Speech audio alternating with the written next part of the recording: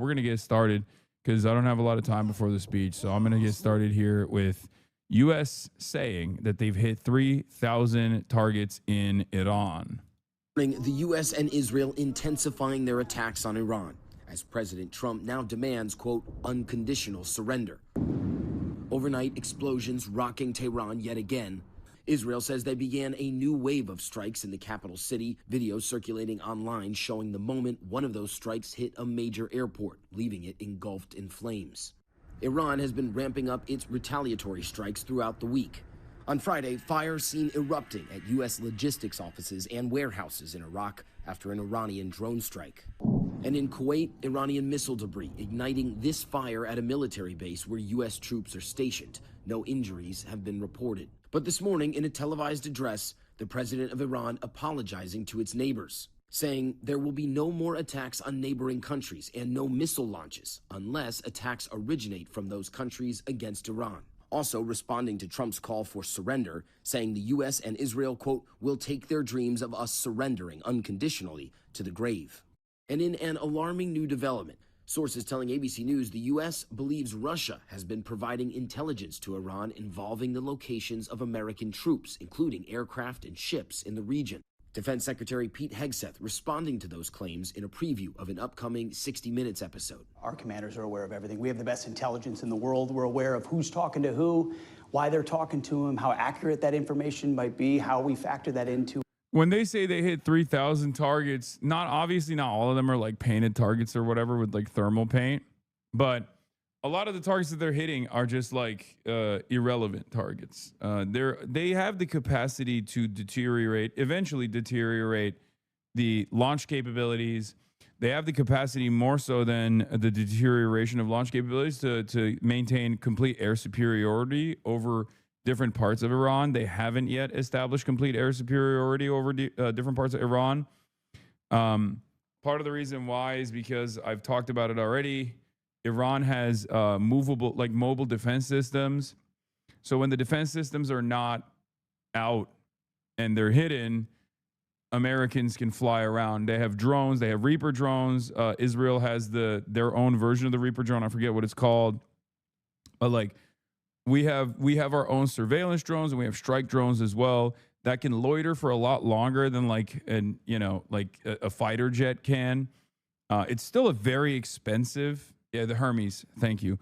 So it's still a very expensive drone. It's a very expensive piece of equipment, and Iranians have been able to take out multiple at this point. I believe it's around 4, and numerous Israeli drones have been taken out as well. We don't know the actual numbers for that. The Ansar Allah is still the number one at drone targeting. But basically what America is trying to do is, alongside Israel, what they're trying to do is just like deteriorate Iran's anti-air systems to the best of their ability so that then they can go scud hunting, right? Something that we were able to do in Iraq fairly easily because Iraq is the terrain of Iraq is not as good for hiding weapon systems as the Iranian terrain is. You know, the topography of Iran is mountainous, and it's much easier to hide these weapon systems. It's much easier to move them around. It's much easier to put them inside of caves. The Iranian topography makes it quite difficult to engage in this kind of thing. But in order to even kickstart the process of scud hunting, which will be an incredibly, incredibly expensive endeavor regardless, which America definitely has the offensive capabilities to do, make no mistake, they have to diminish the Iranian anti-air systems. And that's the reason why they're constantly bombing right now. Like I'm sure that they're trying to bomb the missile silos and things like that. But regardless of the fact that they're trying to bomb the missile silos and the missile depots and where they make the munitions in general, I don't think that they've had a good enough. I don't think they've done a great job with that. Iranians are not launching the same severity of missiles since like the first day of the conflict. However, having said that, they have a much much higher hit rate now with the missiles that they are launching when they do. So, if you consider like ballistic munitions, 300 or so ballistic munitions fired in Israel's direction or fired in general, the first first day of the Operation Epic Fortnite Chungus, right now they're hitting like 35, right? But the hit rate has gone up so much that even if they were hitting 350, they were, their hit rate was nowhere near as high. So they're more effective and more efficient with their strike capabilities.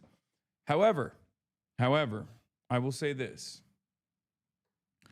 Like I said, America doesn't have enough in the tank for defensive weapons, but they certainly do have a lot in their offensive capabilities. America is very, very good at offensive. America has virtually unlimited missiles, different types of weapons, different types of munitions that they can deploy when it comes to offense. The reason why it's normally like a glass cannon is because most of America's enemies are not people with like air forces or a significant indigenous weapons manufacturing system, weapons manufacturing industry.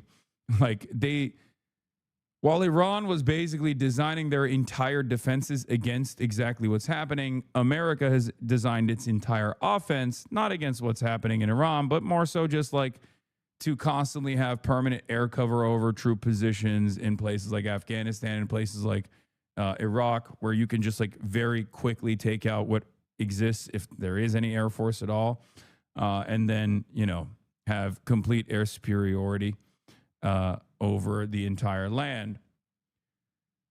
Iran is a different demon. Adriana, good morning to you. Well, in that Truth Social post, President Trump was responding to Iran's President Masoud Pezeshkian's apology to Gulf states, including where we are here in Qatar, which have essentially repeatedly been hit by Iran. Let's go, Brandon. Iran came out and hit the Brandon note. Okay. Iran came out and had their very own Brandon moment, which was really funny because, Arakshi, who is infinitely more reliable as far as like the civilian government side, is a much more reliable narrator of events.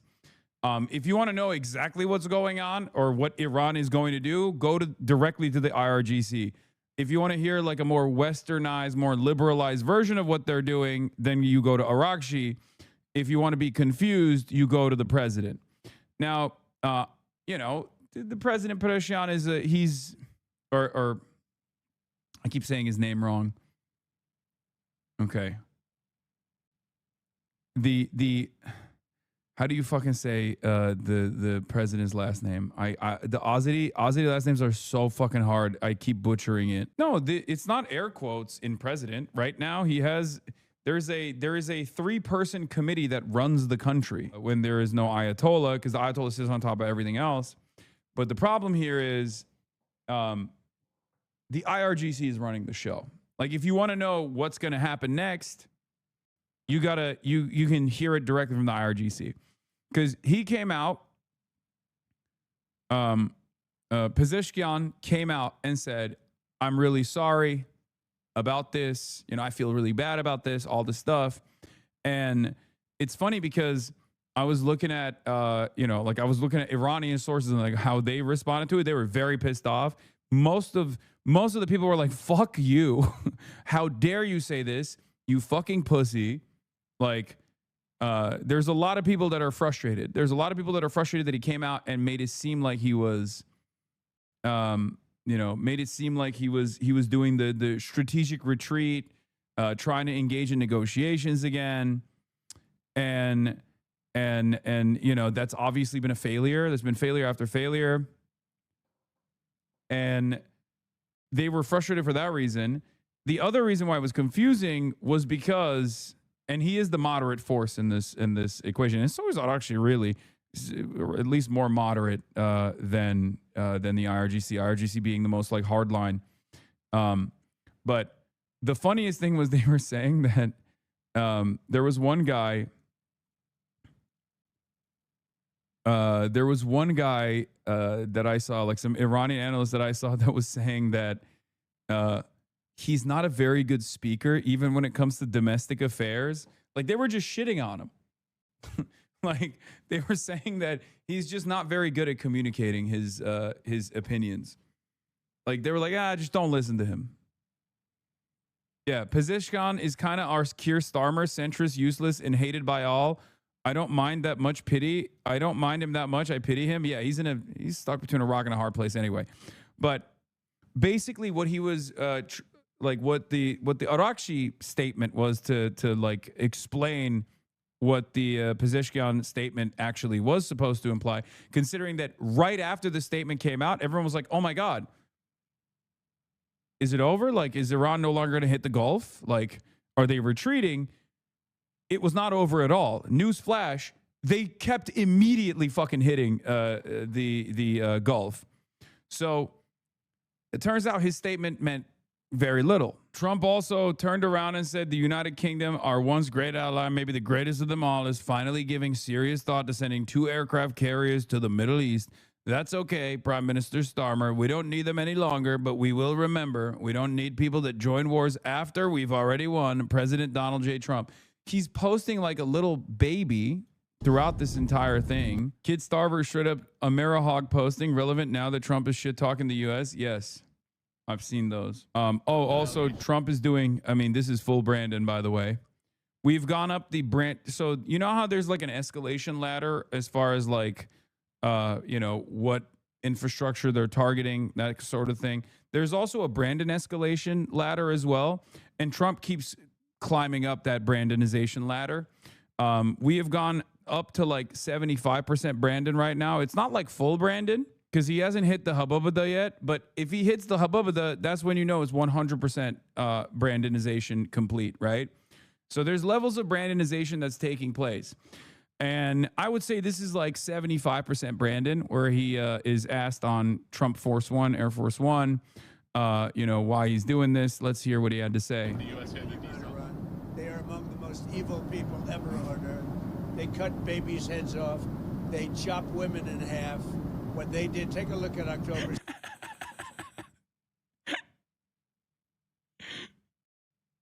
They chop women in half like lumberjacks. Decapitating babies, obviously classic Brandon, okay? That's a classic Brandonian response. When a Brandon gets in a panic state where he has to defend the most glorious nation on earth, the nation state of Israel, the common Brandon response is to say, well, about Hamas, Jack, they kill children, Jack. They chop babies.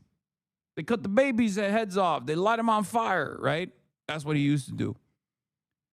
Trump is now hitting levels of Brandon we previously did not think he would hit.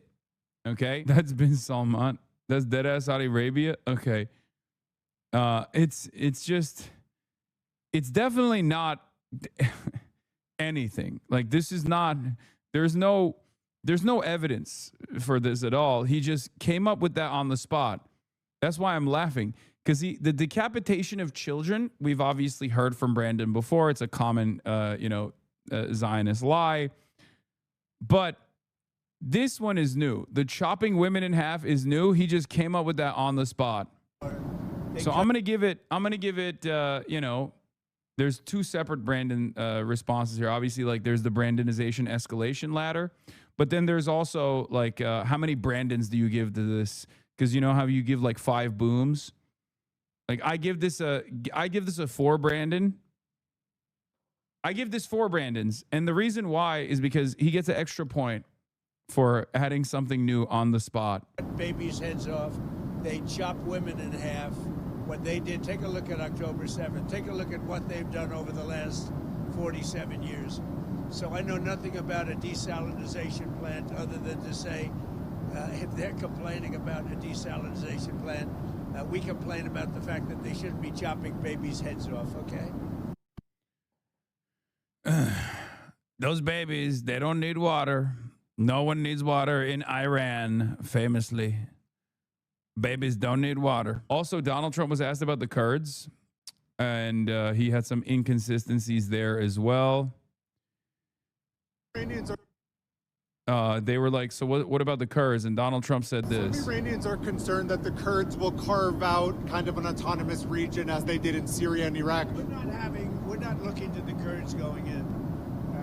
We're very friendly with the Kurds, as you know, but we don't want to make the war any more complex than it already is. No. You've ruled that out? We don't want, yeah, I have ruled it out. I don't want the Kurds going in. I don't want to see the Kurds get hurt, get killed.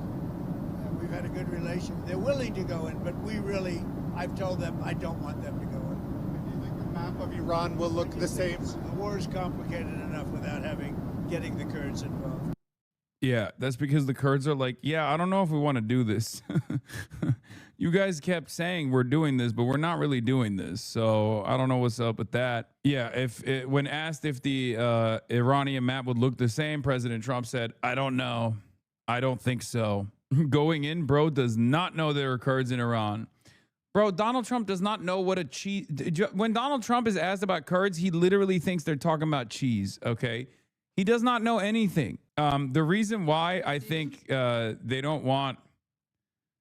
Like, Israel wants to push the Kurdish angle, and it's not just for Iran. Israel wants to push the Kurdish angle because they want Turkey involved. And Turkey doesn't want the Kurds to be involved at all, because remember, that's the bordering region with the Turkish-Iranian border as well. Are the Republicans still in favor of this war? They're cattle. They're cattle. They're cattle. They're cattle. They're in a cult. MAGA is a cult. The Republican voter base is a fucking cult. Okay? They went from unpopular.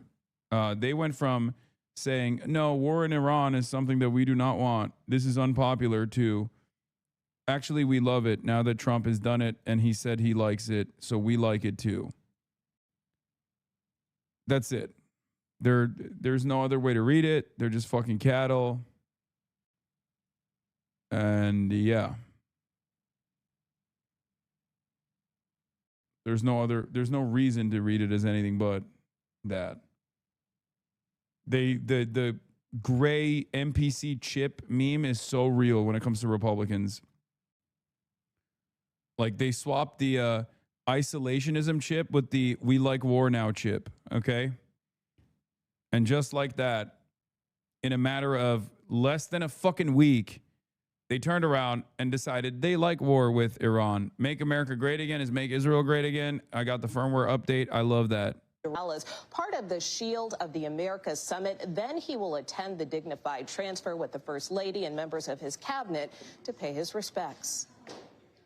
By the way, in Iran, we're doing very well. 1 week after the U.S. and Israel launched joint military strikes against Iran, President Trump gave the ongoing operation high marks. Somebody said, how would you score it from 0 to 10? I said, I'd give it a 12 to a 15. Their army is gone. They're just about, look, their navy is gone. The president ramped up pressure on Tehran Friday, declaring in a Truth Social post there will be no deal with Iran except unconditional surrender. But Iran shows little sign of backing down. Multiple sources tell CBS News Russia is providing Iran with intelligence about U.S. positions in the region. In an interview airing Sunday on 60 Minutes, Defense Secretary Pete Hegseth told CBS News chief Washington correspondent Major Garrett the U.S. is tracking everything. Does this put U.S. personnel in any more danger than they otherwise would be? Well, the Russian involvement. No one's putting us in danger. We're putting the other guys in danger. That's our job. So we're not concerned about that. We mitigate it as we need to. Our commanders factor all of this, but the only ones that need to be worried right now are Iranians that think they're going to live. The White House hasn't put a timetable on the war, but indicated it believes its objectives could be met within 4 to 6 weeks.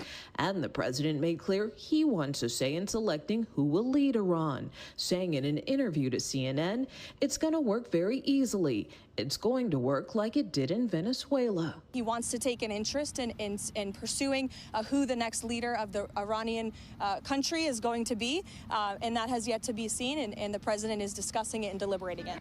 In that same interview, the president also cautioned that Cuba could fall soon. Yeah, that's the other side of this fucking dumbass story. It is wild that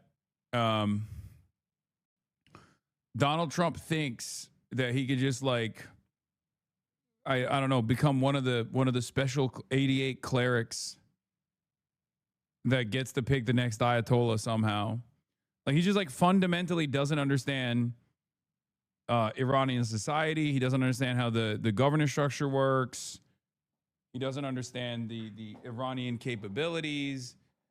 And you can kind of be on autopilot if you're America for the most part. You can be run by like a bloodthirsty madman, especially because what are people supposed to do? America gets to do whatever it wants, right? Until an unstoppable force meets an immovable object. Iran is the immovable object. So now there's this clash. Trump is still operating on, a previous understanding that he gets to do whatever he wants, except he doesn't get to do whatever he wants here. Obviously, As we like achieve I said, over and over again, they're in the oh shit, Iran has hands actually moment in their calculations.